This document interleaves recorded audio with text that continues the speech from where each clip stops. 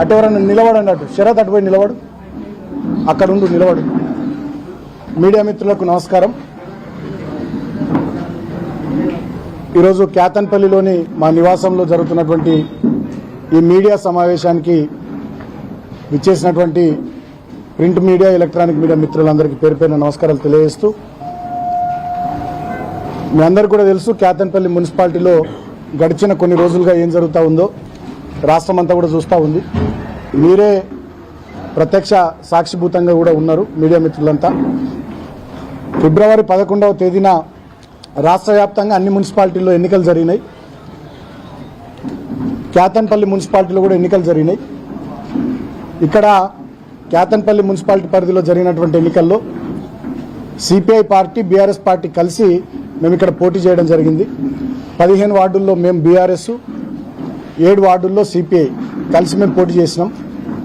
అయితే 22 వార్డులకు గాను 14 వార్డుల్లో మాకు స్పష్టమైనటువంటి తీర్పును క్యాతన్పల్లి మున్సిపాలిటీ ప్రజలు ఇవ్వడం జరిగింది. కేవలం 7 వార్డులు మాత్రమే ఈ మున్సిపాలిటీ పరిధిలో కాంగ్రెస్ పార్టీకి అవకాశం ఇచ్చింది 13వ తేదీ నాడు వచ్చిన ఫలితాలు.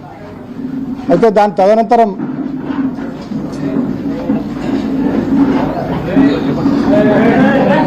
14వ తేదీన మా కౌన్సిలర్లు అందరూ కూడా భద్రాచలం సీతారాముల వారిని దర్శనం చేసుకుందామని వెళ్తే అక్కడికి కాంగ్రెస్ పార్టీకి చెందినటువంటి వాళ్ళు 8 కార్లలో, పోలీసులు 2 కార్లలో పోయి అక్కడ మా వాళ్ళని కిడ్నాప్ చేసే ప్రయత్నం చేస్తే ఆ విషయం తెలిసి హైదరాబాద్ నుంచి హుటాహుటిన మేము కొంతమంది బయలుదేరి వెళ్ళి ఇమీడియట్గా మా వాళ్ళని అందరిని కూడా తీసుకొని ఇక్కడికే క్యాతన్పల్లి నివాసానికి తీసుకొని వచ్చి ఇక్కడనే వాళ్ళని ఉంచడం జరిగింది. 16వ తేదీ నాడు చైర్మన్, వైస్ చైర్మన్ ఎన్నిక ఉంటే ఆ రోజు ఇక్కడ ఇంటి నుండే మీ అందరి సమక్షంలోనే మేము బయలుదేరినాం. కానీ పోలీసులు 2 చోట్ల మమ్మల్ని ఆపి ఇన్ టైంకి కౌన్సిల్ హాల్కి చేరకుండా చేశారు. కానీ కాంగ్రెస్ పార్టీ వాళ్ళని మాత్రం వందలాది మందిని మున్సిపల్ కౌన్సిల్ దగ్గరికి వాళ్ళని అక్కడికి పంపించారు. తర్వాత ఎన్నికను 17వ తేదీకి వాయిదా వేయడం జరిగింది.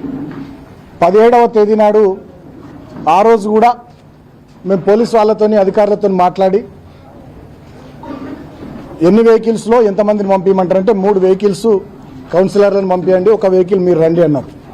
కోవలక్ష్మి గారు, ఆసిఫాబాద్ ఎమ్మెల్యే గారు ఈ ఎన్నికల పరిశీలకులుగా వారు వస్తే నేను ముందు కారులో, వారి కారులో ఉండి మిగతా 3 కార్లలో కౌన్సిలర్లను ఉంచుకొని మేము తీసుకొని పోతా ఉంటే మా 21వ వార్డు బబ్బెర స్వర్ణలత గారిని ఏదో కిడ్నాప్ చేసిరని కంప్లైంట్ వచ్చిందని చెప్పి మళ్ళీ మమ్మల్ని అందరిని అక్కడ ఆపిరు. బబ్బెర స్వర్ణలత గారు డైరెక్ట్గా పోలీసు వాళ్ళని అడిగి ఎవరు కంప్లైంట్ ఇచ్చిర్రు, ఎవరు రాసిర్రు పిటిషన్ అని అడిగిండ్రు. అడిగితే మీ అత్తమ్మ గారు అంటే అసలు మా అత్తమ్మకు చదివే రాదు, ఆమె ఎట్లా రాసింది పిటిషను, ఇదంతా బోగసు, ఇది తప్పు, మీరు ఇట్లా చేయొద్దు, నేను నా ఇష్టం కొద్దీ బీఆర్ఎస్ పార్టీలో ఉన్న, కేసీఆర్ గారి నాయకత్వంలో ఉన్న గెలిచినని చెప్పి స్పష్టంగా తను చెప్పడం జరిగింది. ఆ తర్వాత మిగతా 13 మంది కౌన్సిలర్లను పంపించినాం. తర్వాత తనను కూడా పంపించడం జరిగింది. కానీ కౌన్సిల్ హాల్ లోపల మంత్రి వివేక్ గారు, వాళ్ళ కొడుకు ఎంపీ గారు ఇద్దరు కూర్చొని మా కౌన్సిలర్లకు బ్లాంక్ చెక్కులు ఇస్తూ కోట్లాది రూపాయల డబ్బులు ఆఫర్ చేస్తూ ప్రలోభ పెట్టేటటువంటి ప్రయత్నం చేసినప్పటికి కూడా మా 14 మంది కౌన్సిలర్లు ఏకతాటి మీద ఉండడం జరిగింది. దాన్ని భరించలేక ఒక 2-3 కాంగ్రెస్ కౌన్సిలర్లతోని వాళ్ళు మా మహిళా కౌన్సిలర్ల మీద దౌర్జన్యం చేయించి గొడవ చేయించి ఎన్నిక వాయిదా పడేటట్టు చేసిరు. అయినప్పటికీ కూడా మా 14 మంది కౌన్సిలర్లు ఎన్నిక వాయిదా వేసుకొని స్పెషల్ ఆఫీసర్ ఎంఆర్ఓ వెళ్ళిపోయిన తర్వాత, ఈ మంత్రి, ఎంపీ, కాంగ్రెస్ కౌన్సిలర్లు వెళ్ళిపోయిన తర్వాత కూడా మా 14 మంది అట్లనే కూర్చొని కోరం ఉంది, మాకు మెజారిటీ ఉంది, ఎన్నిక జరగాలని చెప్పి మా వాళ్ళు డిమాండ్ చేశారు. అయినా మాది అరణ్య రోదన్నే అయింది. ఆ రోజు జరిగినటువంటి సంఘటన కూడా మళ్ళీ ఒకసారి మీ అందరికి గుర్తు చేస్తూ ఉన్నా. మేము ఇక్కడ మా కౌన్సిలర్లను పంపించి 13 మందిని పంపించి బబ్బెర స్వర్ణలత గారిని వారు ఆపిరు కాబట్టి ఆమెను కూడా కౌన్సిల్ హాల్ లోపలికి పంపించేంత వరకు నేను, కోవలక్ష్మి గారు, ఓ 20-25 మంది కార్యకర్తలమే ఇక్కడ క్యాతన్పల్లి ఆర్ఓబి దగ్గర ఉన్నాం. ఆ సమయంలో మంత్రి వివేక్ గారు, వారి కొడుకు ఎంపీ, 10ల సంఖ్యలో వాళ్ళ కార్లు, వందలాది మంది కాంగ్రెస్ కార్యకర్తలు మున్సిపల్ కౌన్సిల్ వైపు వెళ్ళడానికి వాళ్ళు వస్తుంటే మేము పోలీసులను అడిగినాం. నేను ఒక మాజీ ఎమ్మెల్యేను, ఈ నియోజకవర్గం ఇన్ఛార్జ్ను, జిల్లా పార్టీ అధ్యక్షుడిని. నా నివాసం కేతంపల్లి, ఇక్కడనే ఈ మున్సిపాలిటీ. కోవలక్ష్మి గారు ఆసిఫాబాద్ ఎమ్మెల్యే. మమ్మల్ని మీరు పంపారు, 2 కిలోమీటర్ల దూరంలో మమ్మల్ని ఆపుతారు. మరి మంత్రి గారి కాన్వాయ్, ఇన్ని సంఖ్యలో కార్లు, వందలాది మంది కాంగ్రెస్ వాళ్ళని ఎట్లా పంపిస్తారని చెప్పి మేము పోలీసులను ప్రశ్నిస్తే పోలీసులు మా మీద లాఠీ చార్జ్ చేయడం, అటువైపు నుంచి కాంగ్రెస్ వాళ్ళు మా మీద రాళ్ళేయడం, గొడవకు వాళ్ళే ప్రేరేపించి మళ్ళీ ఎన్నిక వాయిదా పడాలనేటటువంటి కుట్ర చేసి అక్రమంగా మా మీద కేసులు పెట్టి లోపలనేమో దుశ్శాసన పర్వం చేసిరు. మా మహిళా కౌన్సిలర్ల మీద తాగొచ్చినటువంటి ఒకరిద్దరు కాంగ్రెస్ కౌన్సిలర్లు ఇష్టం వచ్చినట్టుగా ఎక్కడ పడితే అక్కడ వాళ్ళని ముట్టి చాలా ఇన్సల్ట్ చేసిరు. సో లోపల అట్లా చేసిరు, బయటనేమో మా మీద పోలీసులు లాఠీ చార్జ్ చేసి, అదేవిధంగా కాంగ్రెస్ వాళ్ళే మా మీద రాళ్ళేసి నానా రభస సృష్టించి వాళ్ళు మా మీద దాడి చేస్తున్న క్రమంలో ఆత్మరక్షణ కోసం మేము ప్రతిఘటిస్తే మా మీద అక్రమంగా 25 మంది మీద దుర్మార్గంగా కేసులు పెట్టి 18వ తేదీ నాడు ఇదే ఇంటికి వచ్చి నన్ను అరెస్ట్ చేసి ఆదిలాబాద్ జైలుకు తీసుకొని పోయి అక్కడ ఆదిలాబాద్ జైల్లో 16 రోజుల పాటు ఉంచడం జరిగింది. నన్ను అరెస్ట్ చేసి తీసుకెళ్లిన తర్వాత ఈ కేతన్పల్లి రామకృష్ణాపూర్ SHO వివేక్ తొత్తు, నేను ఇంట్లో లేను, నా ఇంటికి వచ్చి నా ఇల్లు మొత్తం సెర్చ్ చేసిందట. ఎవడిచ్చిండా నీకు అధికారం? నేను అడుగుతా ఉన్న రామకృష్ణాపూర్ SIని. సెర్చ్ వారెంట్ లేకుండా నేను జైల్లో ఉన్న సమయంలో నా ఇంటికి వచ్చి సెర్చ్ చేయడానికి, సోదా చేయడానికి మీకు ఎవడు అధికారం ఇచ్చిండు? నీ అయ్యే జాయిర్ అనుకుంటున్నావా? అంటే ఎంత దుర్మార్గము! మమ్మల్నే కొడతారు, మా మీదనే కేసులు పెట్టి మమ్మల్ని జైల్లో పెడతారు, మళ్ళీ మమ్మల్ని జైల్లో పెట్టి మళ్ళీ మా ఇంట్లోకి వచ్చి మా ఇండ్లు సెర్చ్ చేస్తారు. అంటే ఎంత పరాకాష్ఠకు పోయింది వీళ్ళ అధికారం, అహంకారం అనేది, వీళ్ళ దుర్మార్గం అనేది ఎంత పరాకాష్ఠకు పోయిందో దీన్ని బట్టి అర్థం చేసుకోవచ్చు. ఇక ఆ కేసులో లేనటువంటి వాళ్ళు సీనియర్ నాయకులు, మా మందమర్రి కానీ, ఆర్కేపీ కానీ, చెన్నూరు కానీ, ఎవరెవరైతే పార్టీలో యాక్టివ్గా పనిచేస్తున్నారో అండ్ అదర్స్ అని పెట్టి వాళ్ళందరి పేర్లు చేర్చుతూ ఇప్పటికి 25 మంది, క్రైమ్ నెంబర్ 40లో 25 మంది, క్రైమ్ నెంబర్ 41లో 25 మంది, ఇట్లా వీళ్ళందరి పేర్లు పెట్టి ఇంకా అండ్ అదర్స్ అని పెట్టిరట. ఇంకెవరెవరి మీద పెట్టాలో వాళ్ళందరి మీద పెట్టుకుంటూ ఇదొక ప్రహసనం లాగా, తెలుగు సీరియల్ లాగా దీన్ని నడిపించుకుంటూ బీఆర్ఎస్ పార్టీ యాక్టివ్గా ఉండేటటువంటి లీడర్లందరి మీద కేసులు పెట్టి అందరినీ జైళ్లకు పంపించాలనేటటువంటి దురుద్దేశము, దుర్మార్గం ఈ ముఖ్యమంత్రి రేవంత్ రెడ్డి, ఈ మంత్రి వివేక్ గారు చేస్తూ ఉన్నారు. చివరికి ఏమాత్రం సంబంధం లేని పాపం మా కోవలక్ష్మి అక్క మీద కూడా కేసు పెట్టింది. ఇంతకంటే అన్యాయం ఇంకోటి ఉంటుందా? ఇంత జరిగింది. చివరికి నన్ను జైల్లో పెట్టిర్రు. జైల్లో పెట్టినా కూడా నన్ను వదలలే. నన్ను బాగా దోమలున్న రూమ్లో పెట్టిర్రు. నాకు మంచినీళ్ళు చక్క ఇయ్యలే, భోజనం చక్క ఇయ్యలే.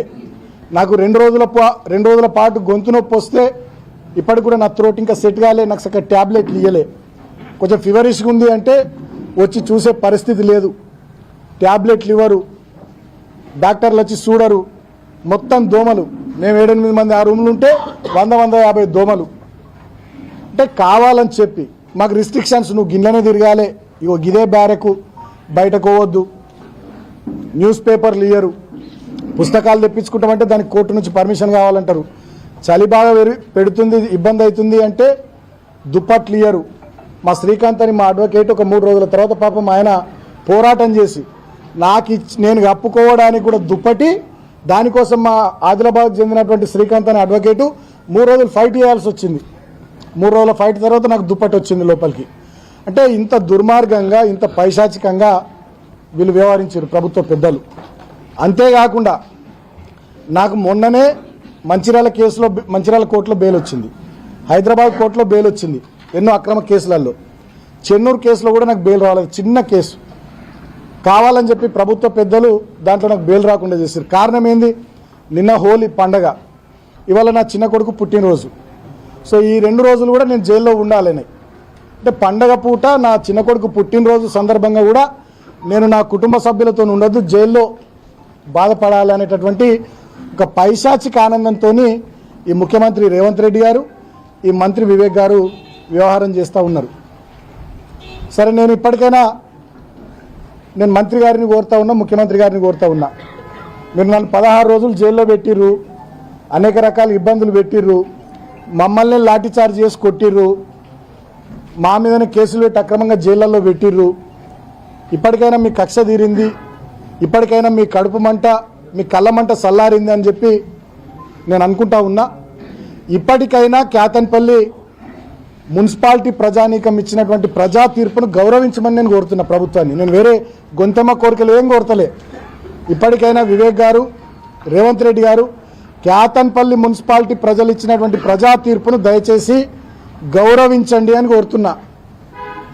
చెన్నూరులో 18 వార్డులలో 11 వార్డులు కాంగ్రెస్ గెలిచింది, మేము 4 గెలిచినాం. అక్కడి ప్రజా తీర్పును మేము హుందాగా గౌరవించినాం. నేనే స్టేట్మెంట్ ఇచ్చిన ప్రజా తీర్పును గౌరవిస్తున్నామని. మరి ఇక్కడ కేతన్పల్లి మున్సిపాలిటీలో 22 వార్డులకు గాను 14 వార్డులు మేము గెలిచినాం, 7 వార్డులు మీరు గెలిచిర్రు. మరి ప్రజా తీర్పును మీరు ఇప్పటికైనా గౌరవించాలని చెప్పి నేను మంత్రి గారికి, ముఖ్యమంత్రి గారికి, రాష్ట్ర ప్రభుత్వ పెద్దలకు తెలియజేస్తా ఉన్నా. నేను ఇంకొక విషయం కూడా, గతంలో నేను పోలీస్ స్టేషన్లలో మా మీద కేసులు అయినాయి, మమ్మల్ని అరెస్ట్ చేయబోయే సందర్భంలో మమ్మల్ని జైలుకు పంపిస్తారు అని తెలిసినటువంటి సందర్భంలో నేను ముందే ప్రెస్ మీట్ పెట్టి కూడా చెప్పినాను. 18వ తారీఖు నాడు మమ్మల్ని జైలుకు పంపించారు.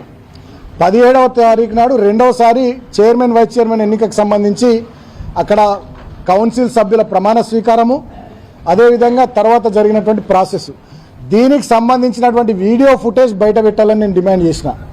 జిల్లా కలెక్టర్ కానీ, ఈ ఎన్నికల స్పెషల్ ఆఫీసర్ కానీ, స్టేట్ ఎలక్షన్ కమిషన్ కానీ ఇప్పటిదాకా ఆ వీడియో ఫుటేజ్ ఎందుకు మీరు బయట పెడతలేరు? మా మహిళా కౌన్సిలర్ల పట్ల దౌర్జన్యం చేసిన కాంగ్రెస్ కౌన్సిలర్ల మీద చర్యలు తీసుకోరా? వాళ్ళ మీద కేసులు పెట్టారా? ఎక్స్ అఫీషియో సభ్యుడిగా ఉన్నటువంటి వివేక్ గారు ఆ కౌన్సిల్ మీటింగ్లో లేచి ఉపన్యాసం ఇస్తున్నాడు, ఇది రూల్స్కి విరుద్ధం. మరి ఆయన మీద కేసు పెట్టారా? మరి ఇక్కడ 144 సెక్షన్ ఉంది, ఇక్కడ గుంపులుగా తిరగొద్దు అని చెప్పి మమ్మల్ని రిస్ట్రిక్ట్ చేసినటువంటి మీరు మరి గుంపులుగా కాన్వాయ్లు వేసుకొని మంత్రి గారు పోయినరు, మరి వారి మీద కేసు పెట్టారా? మా మీద రాళ్ల దాడి చేసారు కాంగ్రెస్ వాళ్ళు. వీడియో ఫుటేజ్లు కూడా ఉన్నాయి, వీడియోస్ వచ్చినాయి మీ మీడియాలో, సోషల్ మీడియాలో విస్తృతంగా తిరుగుతున్నాయి. మరి కాంగ్రెస్ వాళ్ళ మీద కేసులు పెట్టారా? అంటే చట్టం కాంగ్రెస్ పార్టీకి చుట్టమైందా? చట్టం విశాఖ ఇండస్ట్రీస్కు, V6కు, వెలుగుకు, వివేక్కు చుట్టమైందా? ఈ ప్రాంతంలో అసలు పోలీసులు మీరు కాకి బట్టలు వేసుకున్నారా, కాంగ్రెస్ బట్టలు వేసుకున్నారా? మంచిర్యాల డీసీపీ భాస్కర్ నుంచి మొదలుకొని రామకృష్ణాపూర్ SHO శ్రీధరన్ దాకా ఏసీపీలు కానీ, సిఐలు కానీ మొత్తం విశాఖ ఇండస్ట్రీస్ ఎంప్లాయీస్ లెక్కనే పనిచేస్తున్నారు. జిల్లా కలెక్టర్ కుమార్ దీపక్ నుంచి మొదలుకొని MRO మందమర్రి వరకు, ఈ ఎన్నికకు స్పెషల్ ఆఫీసర్గా వ్యవహరించినటువంటి MRO వరకు వీళ్ళంతా కూడా విశాఖ ఇండస్ట్రీస్ ఎంప్లాయీస్ లెక్కనే పనిచేస్తూ ఉన్నారు. ఇంతకన్నా దుర్మార్గం ఇంకోటి లేదు. గతంలో మేము కూడా 10 సంవత్సరాలు అధికారంలో ఉన్నాం. ఈ ప్రాంతంలో ఎన్నో మున్సిపల్ ఎన్నికలు జరిగినాయి, ఎంపీటీసీ, జడ్పీటీసీ ఎన్నికలు జరిగినాయి, గ్రామ పంచాయతీ ఎన్నికలు జరిగినాయి, పార్లమెంట్ ఎన్నికలు జరిగినాయి, సింగిల్ విండో ఎన్నికలు జరిగినాయి. ఎన్నడూ కూడా ఈ రకంగా ఒక రావణ కాష్టం లాగా ఈ ప్రాంతాన్ని మేము ఎన్నడూ తయారు చేయలేదు. 10 ఏళ్లలో గెలిచే అవకాశం ఉన్న కాడ మేము గెలిచినాం, వేరే పార్టీ గెలిచే అవకాశం ఉన్న కాడ ఆ పార్టీ గెలిచిరు తప్ప మేమెన్నడూ కూడా వేరే రకంగా వ్యవహారం చేయలే. ఇంకా దారుణం ఏంది, ఇంకా దుర్మార్గం ఏంటంటే ఇప్పటికి కూడా వీళ్ళ కళ్ళమంట సల్లార్తలే. మా భూమయ్య గౌడ్ గారు 11th వార్డు కౌన్సిలర్, ఆయన ఇంటి మీద సింగరేణి అధికారులు 30 సంవత్సరాలు, వాళ్ళ నాన్నగారు అప్పటి నుంచి ఉంటున్న ఇల్లు 30 సంవత్సరాలు అయింది వాళ్ళు ఉండబట్టి, ఆయన భూమగౌడ్ గారి ఇంటి మీద పోయి దాడి చేస్తారు సింగరేణి వాళ్ళు. నాకు ఇప్పుడే ఒక వార్త కూడా వచ్చింది, ఇప్పటికీ మా కౌన్సిలర్లు ఎవరైతే 14 మంది ఉన్నారో వాళ్ళ బంధువులు, వాళ్ళ స్నేహితులు, వాళ్ళకి తెలిసిన వాళ్ళు ఎవరన్నా ఉంటే వాళ్ళ దగ్గరకు ఈ కౌన్సిలర్ల మీద ఒక పిటిషన్ ఇవ్వరి, బాల్కసుమని కిడ్నాప్ చేసిందని చెప్పి ఇంకా బతిమలాడుకుంటా పోలీసు వాళ్ళు వాళ్ళ ఇళ్ళ చుట్టూ తిరుగుతున్నారట, బంధువుల ఇళ్ళ చుట్టూ, వాళ్ళ స్నేహితుల ఇళ్ళ చుట్టూ.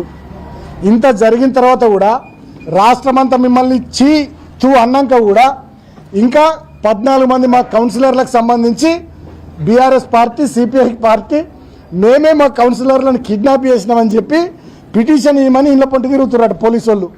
ఇక మీకు ఎందుకయ్యా ఆ కాకి యూనిఫామ్ పోలీసు వాళ్ళు? ఆ కాంగ్రెస్ బట్టలు, కాంగ్రెస్ కండువాలు వేసుకొని తిరిగారు రావురి. ఏమైనా బుద్ధి ఉందా? మీరేం పని చేస్తున్నారు? ప్రజలకు నమ్మకం, విశ్వాసం ఉంటుందా వ్యవస్థ మీద? మీరు కాంగ్రెస్ పార్టీ కార్యకర్తల లెక్క కాకి డ్రెస్ వేసుకున్న పోలీసులకు ఇట్లా పనిచేస్తే ఎట్లా? 14 మంది కౌన్సిలర్లు మాతోనున్నారు. మాతోనున్నటువంటి మా కౌన్సిలర్ల మీద పిటిషన్లు ఇవ్వమని ఇళ్ళ పొట్టి తిరుగుతున్నారట. ఇక ఇంతకన్నా సిగ్గుచేటేమన్నా ఉంటుందా? నన్ను 16 రోజులు జైల్లో పెడితిరి, మా ఊళ్ళను కొడితిరి, లాఠీ చార్జ్ చేసి మా మీదనే రాళ్ళు ఎత్తిరి, మా మహిళల పట్ల దుర్మార్గంగా ప్రవర్తిస్తురి. ఇన్ని జరిగిన తర్వాత మా మూలరాజిరెడ్డి గారి కారు ధ్వంసం చేస్తురి, మా భూమాగౌడ్ గారి ఇల్లు అది కూలగొట్టే ప్రయత్నం చేస్తురి. గిన్ని చేసిన తర్వాత ఇప్పటికి కూడా మా 14 మంది కౌన్సిలర్లు ఏకతాటి మీద ఉన్నారు. మీరిచ్చే బ్లాంక్ చెక్కులు, మీరిచ్చే కోట్లాది రూపాయల ఆఫర్లు తిరస్కరించి ఒక్కతాటి మీద ఉంటే ఇప్పటికి కూడా వాళ్ళని కిడ్నాప్ మేము చేసినట్టు ఏమైనా పిటిషన్లు ఇవ్వరని తిరుక్కుంటూ మళ్ళీ దాంట్లో కూడా ఎఫ్ఐఆర్లు చేస్తారట. వాళ్ళని మేమేదో కిడ్నాప్ చేసినామని మళ్ళీ ఎఫ్ఐఆర్లు చేసి మళ్ళీ మా మీద కేసులు పెట్టి మళ్ళీ కౌన్సిలర్లను ఎత్తుకచ్చుడు, కౌన్సిలర్లు ఎక్కడున్నారో పోయి వాళ్ళ మీద దాడి చేసుడు, ఈ రకమైనటువంటి చిల్లర వ్యవహారానికి దిగుతున్నారు. నేను మీడియాను కోరుతా ఉన్నా, మీడియా ద్వారా ఈ ప్రాంత ప్రజల్ని, రాష్ట్ర ప్రజల్ని కూడా కోరుతా ఉన్నా, గింత దుర్మార్గంగా, గింత దారుణంగా, ఇంత నిర్లజ్జగా, ఇక సిగ్గు శరము మానం మర్యాద అనేటువంటిది వదిలేసి ఇంత బ్లేటెంట్గా పట్టపగలు ప్రజాస్వామ్యాన్ని హత్య చేస్తూ, కూని చేస్తూ ఈ రకమైనటువంటి రాజకీయాలు మంత్రి వివేక్ గారు, ముఖ్యమంత్రి రేవంత్ గారు చేస్తున్నటువంటి తీరును గమనించమని నేను కోరుతున్నా. 22లో 14 మందిని గెలిచిన తర్వాత కూడా 13వ తారీఖు నుంచి, ఫిబ్రవరి 13వ తారీఖు నుంచి ఇవాళ మార్చి 4వ తారీఖు దాకా ఇన్ని సంఘటనలు జరిగిన తర్వాత కూడా ఇంకా మా కౌన్సిలర్ల మీద కిడ్నాప్ చేసినామని పిటిషన్లు ఇవ్వమని ఇళ్ల పొంటి తిరుగుతున్నారంటే ఇక వీళ్ళని ఏమనాలి? వీళ్ళకి ఇక నాకు మాటలు వస్తలే, ఏం మాట్లాడాలో మాటలు వస్తలే. ఇంకేమనాలి వీళ్ళను? గింత జరిగిన తర్వాత రాష్ట్రం మొత్తం చీ తూ అని వీళ్ళను ఉమ్మేసిన తర్వాత కూడా ఇంకా మా కౌన్సిలర్లను 14 మందిని మేమే కిడ్నాప్ చేసినామని చెప్పి పిటిషన్లు తీసుకొని మా మీద కేసులు పెట్టాలని, ఆ కౌన్సిలర్లను ఎత్తుకురావాలనే కుట్ర పోలీసు వాళ్ళు చేస్తుంటే మీరు పోలీసు వాళ్ళ మిమ్మల్ని ఏమనాలా? మీకేమన్నా ఉందా అనే? అసలు డిపార్ట్మెంట్ ఇజ్జత్ తీస్తుర్రా మీరు కొంతమంది పోలీసు వాళ్ళు. వచ్చి ఒక్క మున్సిపాలిటీ కోసం డీజీపీ శ్రీధర్ రెడ్డి గారిని నేను రిక్వెస్ట్ చేస్తా ఉన్నా, మీ పోలీసు వాళ్ళు ఇక్కడ చేస్తున్నటువంటి వ్యవహారాన్ని గమనించండి. మరి ఇది మీకు తెలిసి జరుగుతుందా, మీకు తెలియక జరుగుతుందా? డిపార్ట్మెంట్ పరువు పోతుంది, పోలీసుల పరువు పోతుంది. పోలీసులు కాంగ్రెస్ పార్టీ ఏజెంట్లు అయిపోయారు. కేతన్పల్లి మున్సిపాలిటీ ఎన్నికకు సంబంధించి మంచిర్యాల జిల్లాలో సిగ్గుమానం పోతుంది పోలీసు వాళ్ళది. జనాలు తిట్టుకుంటున్నారు, అసహించుకుంటున్నారు జనాలు మీ వైఖరి చూసి. గింత జరిగిన తర్వాత ఇవాళ నేను జైలుకి వెళ్ళి బయటకు వచ్చిన తర్వాత కూడా ఇప్పుడు నాకు లేటెస్ట్గా అందిన వార్త ఇది. ఇంకా కౌన్సిలర్ల మీద పిటిషన్లు వాళ్ళ చుట్టాలయో వాళ్ళకి తెలిసిన వాళ్ళో తీసుకొని మేమే మా కౌన్సిలర్లను కిడ్నాప్ చేసినట్టు మా మీద మళ్ళీ కేసులు, ఎఫ్ఐఆర్లట. ఇవ అన్యాయం పాడగల. ఇక గింత జరిగిన తర్వాత ఇంకేముంటుంది? ఇక ఎటు పోతుంది ఈ ప్రాంతము, ఎటు పోతుంది ఈ రాష్ట్రము? ఏమనుకోవాలి? ఇక నేను కేతంపల్లి ప్రజలకు విజ్ఞప్తి చేస్తున్నా, ఇక ఈ మున్సిపాలిటీ ఎన్నికని మీరే తేల్చాలి. ఇక మరి నేనేం చేయాలి? 13వ తారీఖు నుంచి, ఫిబ్రవరి 13వ తారీఖు నుంచి ఇవాళ మార్చి 4వ తారీఖు దాకా గిన్ని సంఘటనలు జరిగినాక కూడా ఇంకా సిగ్గు లేకుండా పోలీసు వాళ్ళు మా 14 మంది కౌన్సిలర్లకు సంబంధించి పిటిషన్లు తీసుకొని మళ్ళా మా మీద కేసులు పెట్టాలనే కుట్ర చేసి మా కౌన్సిలర్లను ఎత్తుకరావాలనే ప్రయత్నాలు చేయబోతున్నారంటే ఇక ఈ కేతన్పల్లి మున్సిపాలిటీలో మీరు ప్రజలుగా ఇక్కడ ఇచ్చినటువంటి తీర్పును పోలీసులు, కాంగ్రెస్ వాళ్ళు కాళ్ళ రాస్తుంటే మరి ఇంకో ప్రజా ఉద్యమానికి మనం సిద్ధం కావాల్సిందే. మరి ఏం చేస్తాం? ఇక ప్రజాస్వామ్యంలో నిరసనల రూపంలో, పోరాటాల రూపంలో తప్ప ప్రతిపక్షంగా మనం ఏం చేయగలుగుతాం? వాళ్ళ చేతిలో రాజ్యం ఉంది, వాళ్ళ చేతిలో పోలీసులు ఉన్నారు, తుపాకులు ఉన్నాయి, లాఠీలు ఉన్నాయి, అధికారం ఉంది. అక్కడ రేవంత్ రెడ్డి ఉన్నాడు నియంత, ఇక్కడ ఇంకా చోటా నియంత వివేక్ ఉన్నాడని చెప్పి పోలీసులు ఈ స్థాయిలో పెట్టలేకపోతే ఏం చేయాలి? ఇక అర్థం ఉందా? ఇక ఎన్నికలకేమైనా అర్థం ఉందా? నాకు అర్థం కాదు. ఇక ఎన్నికలు ఎందుకు మరి? ఇక మీరే డైరెక్ట్ నామినేట్ చేసుకుంటే కదా, వివేక్ గారు నువ్వే డైరెక్ట్ నామినేట్ చేసుకుంటే కాదు ఇక కౌన్సిలర్లను, సర్పంచ్లను, ఎంపీటీసీలను, జెడ్పీటీసీలను, అంతే కదా. ఇక చెన్నూరు నియోజకవర్గంలో కేతన్పల్లి మున్సిపాలిటీలో గింత కథ జరిగిన తర్వాత కూడా మళ్ళీ ఈ ప్రయత్నాలు మీరు మొదలు పెట్టిర్రంటే ఇక మరి ఇక ఈ ప్రాంతంలో ఎన్నికలు ఎందుకు? నువ్వే నామినేట్ చేసుకుంటావు ఓలే. నువ్వు రేవంత్ రెడ్డి గారేమో రాష్ట్రంలో, నువ్వేమో మంచిర్యాల జిల్లాలో చెన్నూరులా. ఇప్పటికైనా నేను ఇటువంటి పిచ్చి చర్యలు బంద్ చేసుకోవాలని పోలీసులను కోరుతున్నా. వాళ్ళ అధికార కాంగ్రెస్ పార్టీ, వాళ్ళు అధికారంలో ఉన్నారు, ఏం చేసినా చెల్తుంది అనేటటువంటి భ్రమలలో వాళ్ళు ఉన్నారు. వాళ్ళ చేతిలో మీరు పావులుగా మారి పోలీసులు మరి మీ స్థాయిని దిగజార్చుకొని పోలీస్ వ్యవస్థను భ్రష్టు పట్టిస్తూ పోలీసులు అంటే ప్రజలు అసహించుకునే కాడికి తీసుకొస్తున్నారు. మొన్న మా ఇంటి దగ్గర కూడా పెద్ద ఎత్తున నన్ను అరెస్ట్ చేసే సందర్భంలో మా కార్యకర్తలు నిరసన తెలిపితే శాంతియుతంగా వాళ్ళ మీద లాఠీచార్జ్ చేశారు. డీసీపీ అంటాడట, ఏసీపీ అంటాడట, కొట్టుర్రా కొడుకుల్ని అని. సరే కొట్టిర్రు, ఓకే, మంచిది, ఓకే, మీ టైం కొట్టిరు కదా, సరే మంచిది, సంతోషం. అదే రోజు 17వ రోజు కూడా మా కార్యకర్తలను కొట్టిర్రు, 18 రోజు ఇక్కడ కొట్టిర్రు. తర్వాత నన్ను హాస్పిటల్ నుండి టెస్టులు చేయించి కోర్టుకు తీసుకుపోయే క్రమంలో మా కార్యకర్తలు అక్కడ నన్ను చూస్తేందుకు వస్తే అక్కడ లాఠీచార్జ్ చేసి రైబీ చౌరస్తాలో. కోర్టు దగ్గర కూడా అత్యుత్సాహంతో నన్ను జైలుకు తీసుకొని పోయేటప్పుడు అప్పుడు కూడా మా కార్యకర్తల మీద లాఠీచార్జ్ చేసిర్రు. సరే ఓకే, సంతోషం, బాగా కొట్టిర్రు, బాగా కొడుతుర్రు, బాగా ఇబ్బందులు పెడుతుర్రు మమ్మలను. సరే, I love you Vivek, I love you, I love you Vivek. చాలా ఇబ్బంది పెడుతున్నావు, సంతోషం, ఓకే, నో ప్రాబ్లం. సరే, కానీ ఏదేమైనా అంతిమంగా ఒక మాట మాత్రం నేను తెలియజేస్తూ ఉన్నా, ఏది వట్టిగా పోదు, అన్ని ప్రజలు గమనిస్తూ ఉన్నారు. ఇవాళ మేమేందో మీరేందో ప్రజల ముందే అన్ని ప్రజాక్షేత్రంలో ఉన్నాయి. మేము ఎట్లా ప్రవర్తిస్తున్నాం, మీరు ఎట్లా ప్రవర్తిస్తున్నారో రాష్ట్ర ప్రజలు చూస్తూ ఉన్నారు, కేతన్పల్లి మున్సిపాలిటీ ప్రజలు చూస్తూ ఉన్నారు. అంతిమంగా ప్రజాస్వామ్యంలో ప్రజలు గొప్పోళ్ళు, ప్రజలు ఇక్కడ తీర్పు ఇచ్చిర్రు ఆల్రెడీ ఎన్నికకు సంబంధించి. అయినా కూడా నువ్వు సైంధవుడిలాగా అడ్డం పడుతూ ఉన్నావు, దాన్ని కూడా గమనిస్తూ ఉన్నారు. డెఫినెట్గా రాబోయే రోజుల్లో సరే ప్రజలే మీ విషయంలో ఏం చేయాలో ప్రజలే ఆలోచిస్తారు. నేను మాత్రం అంతిమంగా జిల్లా అధికారులను కోరుతా ఉన్నా, రాష్ట్ర ఎన్నికల కమిషన్ను కోరుతా ఉన్నా, పారదర్శకంగా కేతన్పల్లి మున్సిపాలిటీ ఎన్నిక జరిగేటట్టుగా రాష్ట్ర ఎన్నికల కమిషన్ చొరవ తీసుకోవాల్సిందిగా నేను కోరుతా ఉన్నా. జిల్లా అధికారుల మీద మాకు నమ్మకం లేదు. వీళ్ళంతా ఆల్రెడీ జిల్లా అధికారులే, పేరుకు మంచిర్యాల జిల్లా అధికారులు, కానీ వీళ్ళంతా Visakha industries employees. Visakha industries ఎంప్లాయీసే మంచిర్యాల జిల్లా అధికారులు, వాళ్ళు పోలీసు వాళ్ళు కానీ రెవెన్యూ వాళ్ళు కానీ ఎవరన్నా కానీ. అట్లా అయిపోయింది, ఏం చేస్తాం.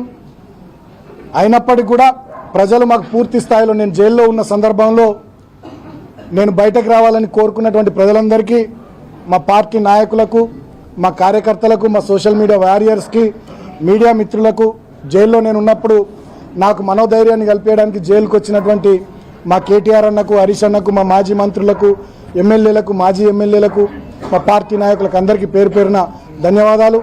నాకు బెయిల్ రావడానికి ఎప్పటికప్పుడు మా లీగల్ టీంతోని అటు హైదరాబాద్లో, ఇటు మంచిర్యాలలో, చెన్నూరులో ఎప్పటికప్పుడు వాళ్ళతో మాట్లాడుతూ విషయాలు తెలుసుకుంటూ నాకు బెయిల్ రావడానికి లీగల్ టీంని ఎప్పటికప్పుడు అలర్ట్ చేసిన మా పార్టీ పెద్దలు, తెలంగాణ తొలి ముఖ్యమంత్రి కేసీఆర్ గారికి హృదయపూర్వకంగా కృతజ్ఞతలు తెలియజేసుకుంటూ అంతిమంగా నేను మీడియాను కోరుతా ఉన్నా, ప్రజాస్వామ్యంలో మీరు 4th ఎస్టేటు, మరి కేతన్పల్లి మున్సిపాలిటీ ఎన్నికను మరి మీరే, వాస్తవానికి మెజారిటీ ఈజ్ లా, మాకు మెజారిటీ ఉంది, 22లో 14 మేము ఉన్నాం. మరి మేము చైర్మన్, వైస్ చైర్మన్ అయ్యేటట్టుగా మీడియా, ప్రజలు మీరంతా మాకు గట్టిగా మద్దతుగా ఇప్పటిదాకా నిలబడ్డారు. అదేవిధంగా గట్టిగా మాకు వెన్నుదన్నుగా నిలబడాలని కోరుకుంటూ, ముఖ్యంగా నేను మా సిపిఐ సోదరులను హృదయపూర్వకంగా అభినందిస్తూ ఉన్నా. వాళ్ళు గట్టిగా మాతో నిలబడ్డారు, చివరిదాకా కలిసి పోటీ చేసినాం. చైర్మన్, వైస్ చైర్మన్ ఎన్నిక అయ్యేంత వరకు కూడా బీఆర్ఎస్తోనే ఉంటామని చెప్పి సిపిఐ వాళ్ళు కూడా చాలా గట్టిగా కరాఖండిగా చెప్పి వాళ్ళు కూడా మాతో ఉన్నందుకు ఏఐటీసీ రాష్ట్ర అధ్యక్షులు సీతారామయ్య గారికి, సిపిఐ రాష్ట్ర కార్యదర్శి వర్గ సభ్యులు సోదరులు కలవేన శంకర్ గారికి, అదేవిధంగా జిల్లా సెక్రటరీ రామడుగు లక్ష్మణ్ గారికి, టౌన్ సెక్రటరీ మిట్టపల్లి శ్రీనివాస్ గారికి, వాళ్ళకు కూడా హృదయపూర్వకంగా, వాళ్ళ రాష్ట్ర కమిటీ నాయకులకు కూడా హృదయపూర్వకంగా కృతజ్ఞతలు తెలియజేస్తూ, అంతిమంగా ప్రజాస్వామ్యంలో ప్రజలు ఇచ్చిన తీర్పు గౌరవించబడాలని చెప్పి మీడియా ద్వారా నేను ప్రభుత్వాన్ని కోరుతా ఉన్నా. ప్రజలకు కూడా కాంగ్రెస్ పార్టీ చేస్తున్నటువంటి దుర్మార్గాలు గమనించాలని ప్రజలకు కూడా నేను విజ్ఞప్తి చేస్తా ఉన్నా.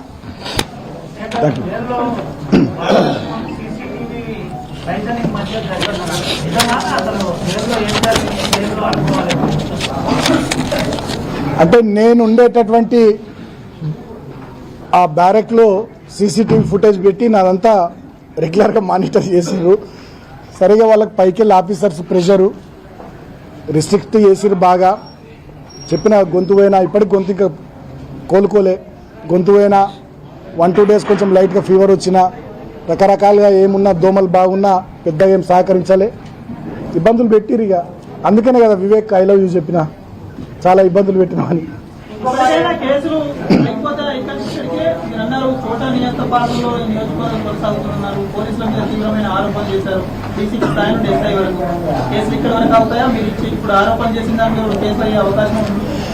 వాళ్ళ చేతిలో లాఠీ ఉంది, నెత్తి మీద టోపీ ఉంది, వాళ్ళ చేతిలో రాజ్యం ఉంది. ఇంకా ఎన్ని కేసులు పెడతారో, ఇంకెన్నిసార్లు మమ్మల్ని అరెస్ట్ చేసి జైళ్ళకి పంపిస్తారో, లాస్ట్కు వివేక్ ఏదో రోజు కోపం సాయంత్రాన్ని చంపేపిస్తాడో కూడా తెలియదు, ఏం చేస్తారో తెలియదు. వాళ్ళు అంత జిద్దుగా ఉన్నారు, దీన్ని ఎంత దూరం తీసుకుపోతారో తెలియదు. ఇప్పుడు గింత జరిగిన తర్వాత కూడా మా కౌన్సిలర్లకు సంబంధించిన బంధువుల దగ్గరికి, మిత్రుల దగ్గరికి పోయి వాళ్ళను బాల్కసుమాన్ కిడ్నాప్ చేసిండు, సిపిఐ వాళ్ళు కిడ్నాప్ చేసిరని చెప్పి పిటిషన్లు ఇయ్యరని పోలీసు వాళ్ళు పోతుర్రంటే ఇంతకన్నా దుర్మార్గం ఇంకేముంటుంది, ఇంతకన్నా అన్యాయం ఇంకేమైనా ఉంటుందా? కాబట్టి వాళ్ళ పంచాయతీ తీరలేదు, అందుకనే గొడవ పెట్టుకున్నారు. సిపిఐ బీఆర్ఎస్ గొడవ పెట్టుకున్నారు, పదవుల పంచాయతీ తీరలేదు. ఒకటి. రెండో అంశం, నేను ఎక్కడ కాంప్లైంట్ ఇవ్వలేదు. రాకేష్ పై జరిగిన కానిస్టేబుల్ రాకేష్ పై జరిగిన దాడిలో బాలకృష్ణ అరెస్ట్ చేసిన. మీరు అడిగిన ప్రశ్నకు 2 విషయాలు. ఒకటి, బీఆర్ఎస్ పార్టీ సిపిఐ పార్టీ అసలు మాకు లొల్లే లేదు. లొల్లి పెట్టుకునేది కాంగ్రెస్ సిపిఐ, కాబట్టే సిపిఐ మాత్రం వచ్చింది. రైట్. మేము చైర్మన్, వాళ్ళు వైస్ చైర్మన్, పదవుల పంపకం కూడా క్లియర్. 4 కోఆప్షన్స్లో మాకు 3, వాళ్ళకు 1, అది కూడా క్లియర్. సో మీ ఫస్ట్ క్వశ్చన్కి ఆన్సర్ అయిపోయింది.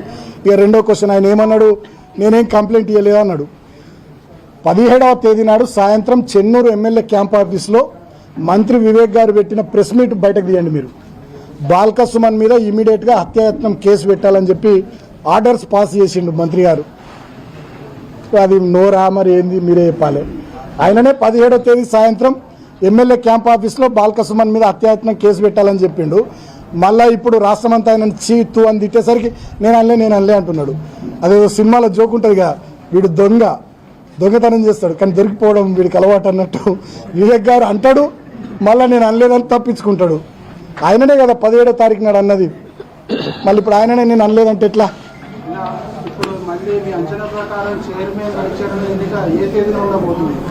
ఏమో రేపు కోర్టులో కేసు ఉంది, తర్వాత స్టేట్ ఎలక్షన్ కమిషన్ కూడా ఏం నిర్ణయిస్తుందో తెలియదు. దాన్ని బట్టి డేట్ ఎప్పుడు వస్తే అప్పుడు.